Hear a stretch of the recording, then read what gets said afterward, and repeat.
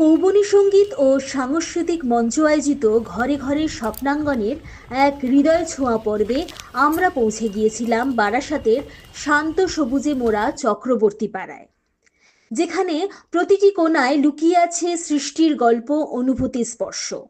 সেই গল্পের কেন্দ্রবিন্দুতে রয়েছেন এক অনন্য মানুষ, বিশিষ্ট কারুশিল্পী পঙ্কজ দাস, যিনি সবার কাছে ভালোবাসার জিনাসার নামেই পরিচিত। তার জীবন যেন এক চলমান ক্যানভাস, যেখানে রং হিসেবে ব্যবহৃত হয় ভালোবাসা, অনুভূতি আর মানবিকতা। জিনা স্যারের হাতের জাদু সত্যিই বিস্ময়কর। যে জিনিস আমরা অবহেলায় ফেলে দিই, যাকে অপ্রয়োজনীয় মনে করি, সেই সব উপকরণই তার সৃষ্টিশীল স্পর্শে নতুন জীবন পায়। কাঠের টুকরো, ভাঙা বস্তু, পরিত্যক্ত সামগ্রী সবই যেন তার হাতে হয়ে ওঠে একটি জীবন্ত শিল্পকর্ম। শুধু রূপ নয়, প্রতিটি সৃষ্টির ভেতর থাকে এক গভীর বার্তা। ফেলে দেওয়া মানেই শেষ নয়, ভালোবাসা পেলে সবই নতুন করে বাঁচতে পারে। এই দর্শনই তাকে অন্যদের থেকে আলাদা করে তোলে। তবে তিনি শুধুই একজন শিল্পী নন, তিনি একজন সুরপ্রেমী, একজন সাহিত্যপ্রেমী, একজন সৃষ্টির সাধক। গান, কবিতা, লেখা সব কিছুর মধ্যেই তিনি খুঁজে পান জীবনের গভীরতা। তার প্রতিটি সৃষ্টি, প্রতিটি কথা যেন মানুষের হৃদয়ে এক কোমল ছোঁয়া দিয়ে যায়। কর্মজীবন থেকে অবসর নেওয়ার পর অনেকেই যেখানে থেমে যান, সেখানে জিনা স্যার আরও বেশি করে ডুবে গিয়েছেন তার ভালোবাসার জগতে। প্রতিদিন নতুন কিছু ভাবা, নতুন কিছু সৃষ্টি করা, এই নিয়েই তার নিরন্তর ব্যস্ততা। একই সঙ্গে তিনি একজন অসাধারণ জীববিজ্ঞানের শিক্ষক। ছাত্রছাত্রীদের কাছে তিনি শুধু স্যার নন, তিনি একজন পথপ্রদর্শক। তার শেখানোর ধরনে থাকে মমতা, ধৈর্য আর অনুপ্রেরণা। তিনি বিশ্বাস করেন প্রতিটি ছাত্রের মধ্যেই লুকিয়ে আছে একটি সম্ভাবনা, যা সঠিক যত্ন আর ভালোবাসা পেলে প্রস্ফুটিত হয়। তাই তিনি শুধু পড়ান না, গড়ে তোলেন মানুষ হিসেবে, চিন্তাশীল সত্তা হিসেবে। পঙ্কজ দাসের জীবন আমাদের শেখায় শিল্প শুধু রং তুলি বা হাতের কারুকার্যে সীমাবদ্ধ নয়।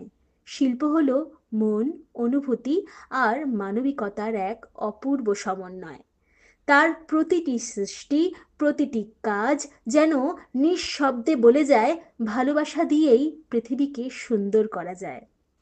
স্বপ্নাঙ্গনের এই পর্বে তার জীবনের গল্প শুধু একটি সাক্ষাৎকার নয়, বরং এক অনুপ্রেরণার যাত্রা, যা আমাদের মনে করিয়ে দেয় সত্যিকারের শিল্পী সেই, যে নিজের সৃষ্টির মাধ্যমে মানুষের হৃদয়ে আলো জ্বালাতে শুরু করে।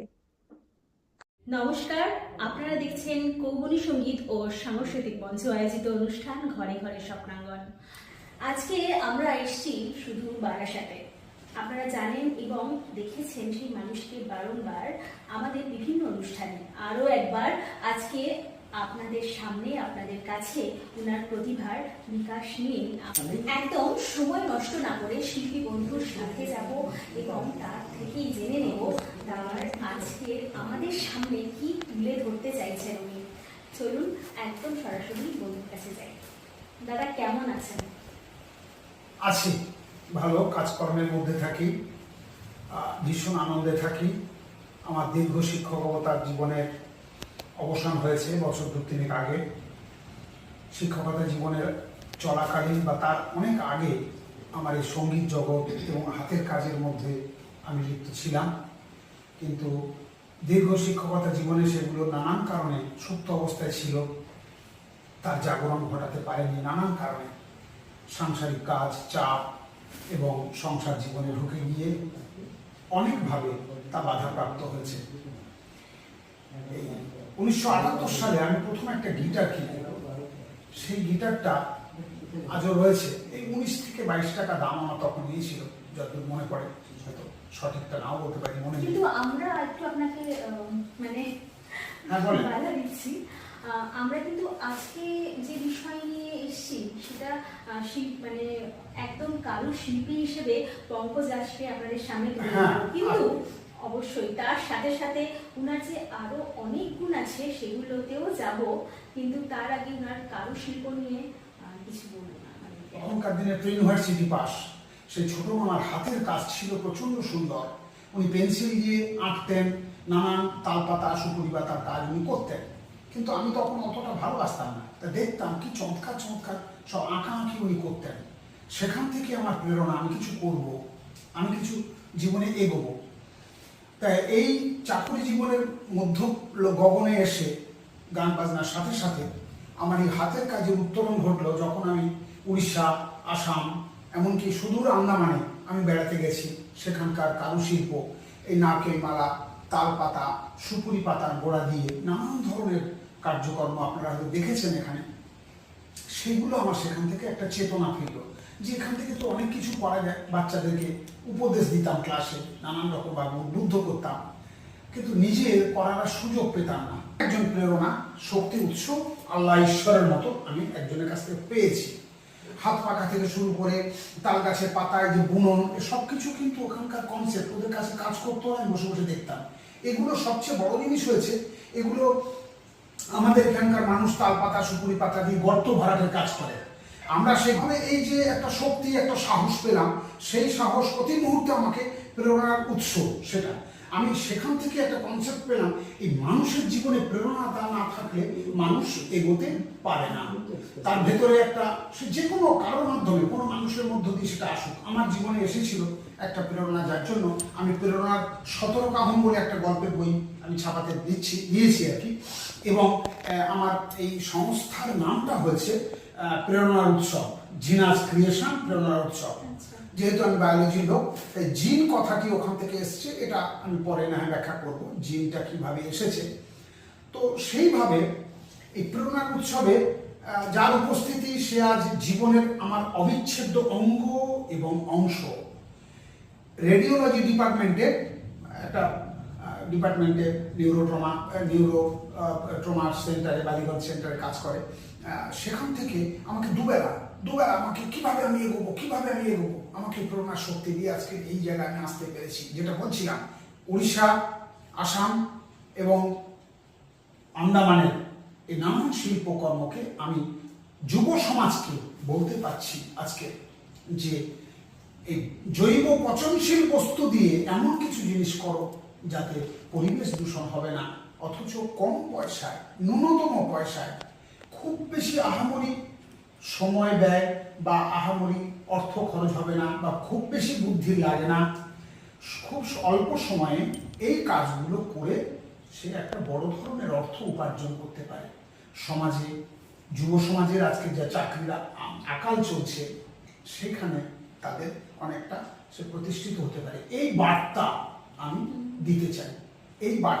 দিতে চাই, এই আমার শিল্পকর্মের মাধ্যমে। আমার প্রত্যেকটা শিল্পকর্ম আপনারা লক্ষ্য রাখবেন, প্রত্যেকটা শিল্পকর্মের মধ্যে অনেক দিন করে সময় লেগেছে আমার বুনতে, তালপাতা সময়।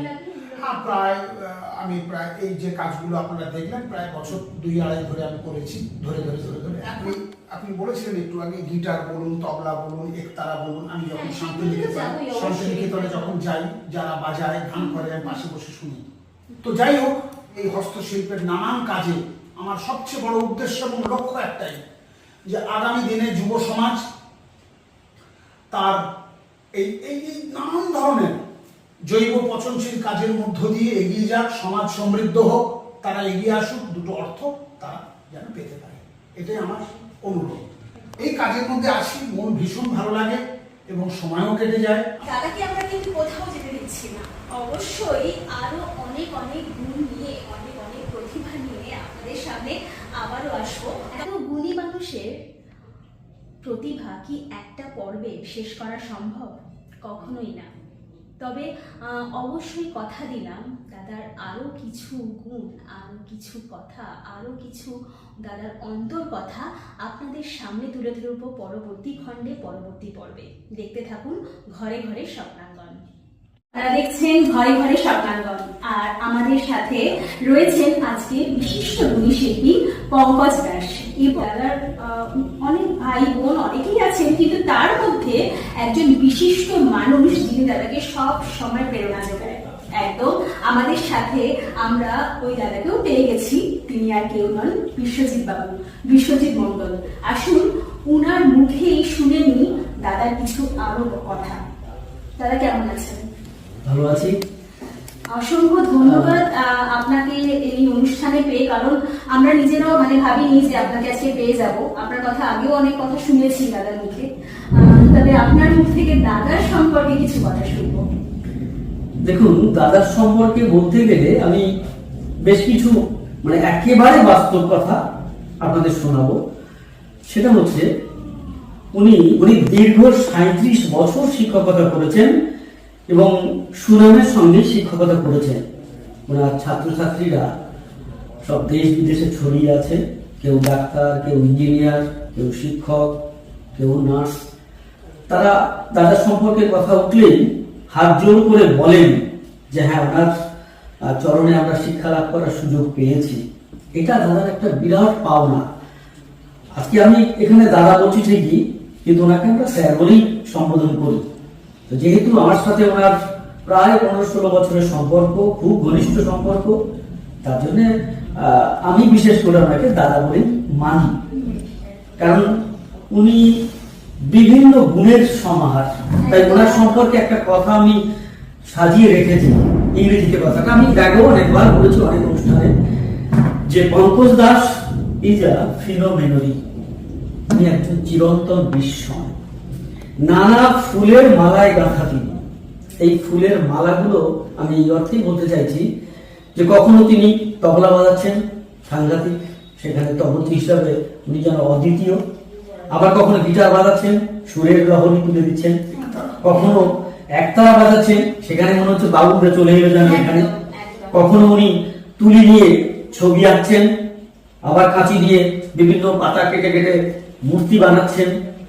সবটাই যেন একেবারে অক্ষত, অজর, অমর। প্রত্যেকটা পাপড়িটা আজও রৌদ্রময়, গন্ধময়, বর্ণময়। আমরা একটু বলি, আমার এই 17টা গল্প বলুন, এই যে 6-7 বছর 12 বছর ধরে একটা বিশেষ প্রেরণায় কিন্তু এই গল্প বলুন, এই হাতের কাজ বলুন, একটা বিশালভাবে এসেছে। সেই যে উদ্যোগ, উদ্দীপনা, আমি তাকে ভুলতে পারবো না। তারপরে আপনি আসাতে আমি যেন আরো আলোকময় এবং আলোক মঞ্জির হয়ে আমি উঠেছি, এটা আমি বললাম। ঠিক আছে, সত্যি মানে আপনারা দুজনের পরিপূরক যাকে বলে। সত্যি আজকে অনেক গুণ আমরা দেখেছি, বা পরবর্তীটা আরো অনুষ্ঠানে দাদা দেখবো। সবকটাই যদি আমরা একসাথে ধরতে চাই, একটা দিনে কি একটা, আমি তো সেটাই একটা এপিসোডে শেষ করা একেবারে একদমই অসম্ভব সম্ভব। জায়গা। কিন্তু আমরা কিছু শুনুন। চলুন দাদার আরো কিছু গুণ আমরা তুলে ধরি আপনাদের সামনে। একদম চলুন সরাসরি।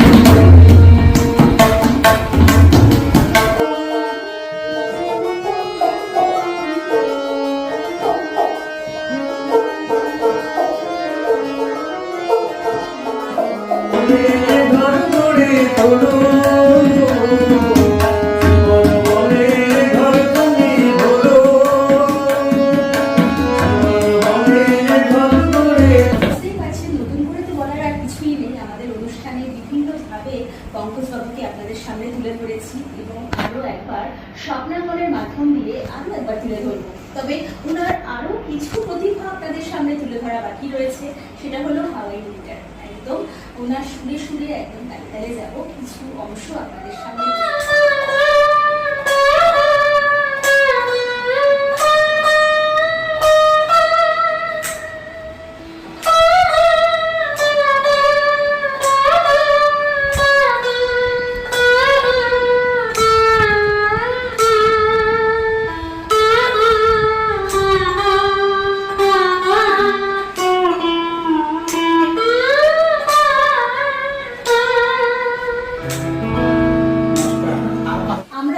আপনাদেরকে বলেছিলাম যে স্যারের আরো কিছু প্রতিভা দেখাবো এবং তার মধ্যে হাওয়াই গিটার একরকম অন্যতম। অবশ্যই স্যারের আমরা দেখিয়েওছি যে স্যার কিভাবে কত সুন্দর করে আমাদের সেটা পরিবেশন করে দেখালেন, কিন্তু তার সাথে তার এই বাজনার সাথে যিনি জড়িয়ে আছেন অর্থাৎ তাকে যিনি শিক্ষা দিয়েছেন, সেই শিক্ষক আমাদের সাথে উপস্থিত হয়েছেন। একদম তার সাথে যাব, তার সাথে পরিচয় করবো।